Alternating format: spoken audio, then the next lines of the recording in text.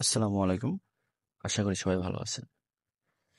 WhatsApp আমরা সকলেই কম বেশি হোয়াটসঅ্যাপ ব্যবহার করে থাকি। বেশিরভাগ যারা চাকরি করেন, চাকরিজীবী, অনেক অফিসিয়াল ফাইল আদান-প্রদান করতে হয়, গ্রুপে ছবি আদান-প্রদান করতে হয়। এখন হোয়াটসঅ্যাপ ব্যবহারে একটা প্রতিনিয়ত সমস্যা হচ্ছে, কোনো গ্রুপে বা কেউ যদি আপনাকে কোনো ছবি পাঠায়, সেটা মোবাইলের গ্যালারিতে সেভ হয়ে যায়।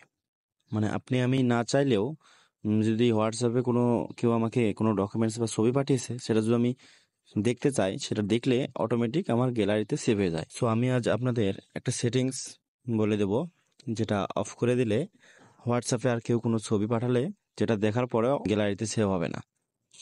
যদিও অনেকে জানেন সেটিংসটা, আবার অনেকেও জানেন না। যারা জানেন না, ভিডিওটা শুধু তাদের জন্য। তো চলুন আমরা দেখিনি কিভাবে আপনার সেটিংসটা বন্ধ করে দিবেন।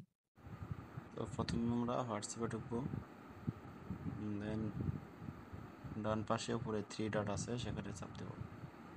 তারপর দেখবেন একদম নিচে সেটিংস নামে একটা অপশন আছে, সেটিংসে যাব। তারপর একটু নিচে আমরা আসলে দেখবেন চ্যাটস চ্যাটস নামে একটা অপশন আছে, ঠিক এখানে চাপ দেব।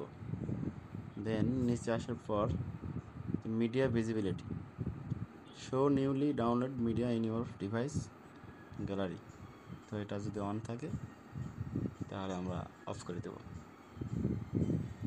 অফ করে দিলে আপনার কেউ কোনো ছবি বা কোনো ভিডিও পাঠালে সেটার গ্যালারিতে সেভ হবে না।